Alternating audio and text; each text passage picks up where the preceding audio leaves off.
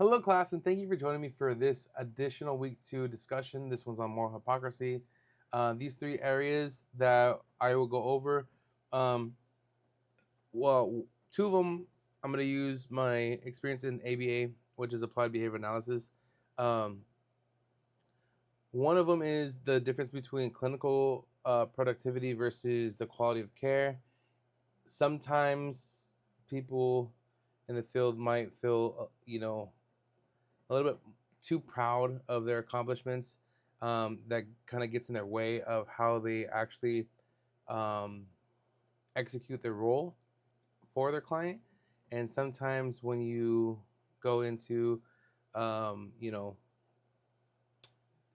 paraprofessionals relationships where they're different, like, different disciplines, some people might try to, speak louder than others, but yet the whole goal is to just help the individual that you're there for.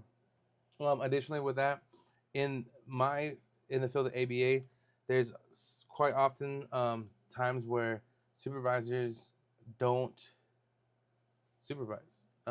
They don't have as many hours as a direct support. They have maybe like once a week that they will visit and see. They have many clients, so I understand that there is scheduling that that's involved with all that. But there are times when it feels like there's a lack of support. Yet, um, they may claim that they're actually providing the supervision, but you have to provide supervision and get feedback. Lastly, I'll take experiences from my nonprofit world. I used to sit on a board for close to 9 years. I sat also as a co-chair for like the last of those years. In this scenario, we had the founder who was the executive director. This was like a still in its very toddler state of the nonprofit. It was going to be 10 years before I stepped down, um, but the founder was very diligent, worked very hard to get her vision, and really executed her mission well.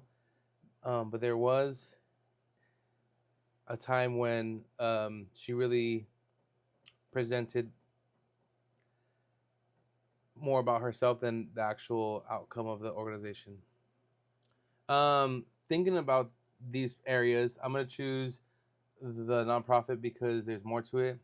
During a time when we were rewriting the bylaws because we had grown, we were trying to be more encompassing, more comprehensive of understanding about what is to be expected. We rearranged the organizational chart. Um, and during that time, the owner really wanted us to add in the bylaws that she was unfireable and that she had full right to succession where nobody else can pick the individual to come after her, and she was able to come back anytime.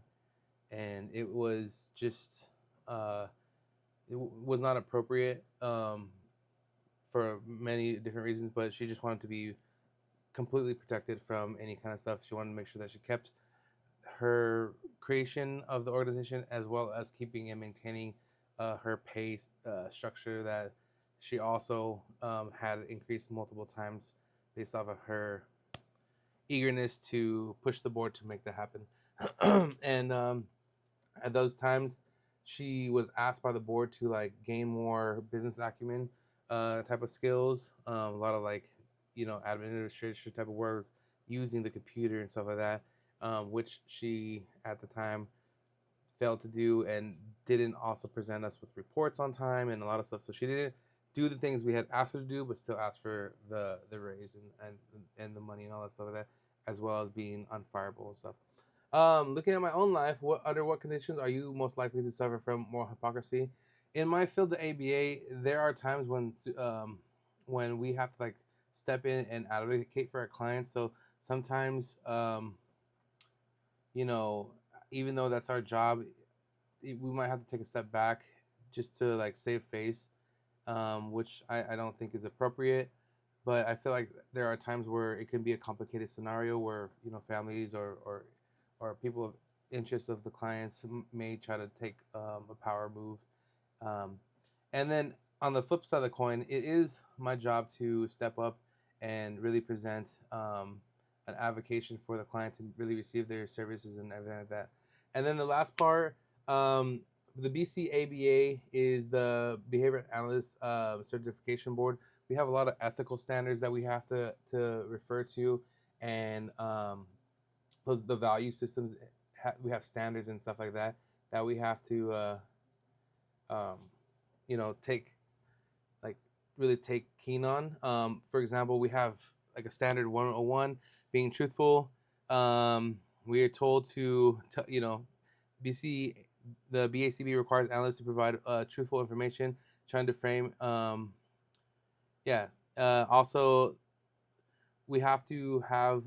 Additionally, we have to have like the competency to do the job, and we can't have multiple relationships. So we can't come in as ABA and then also try to be their babysitter, because that's not um, appropriate.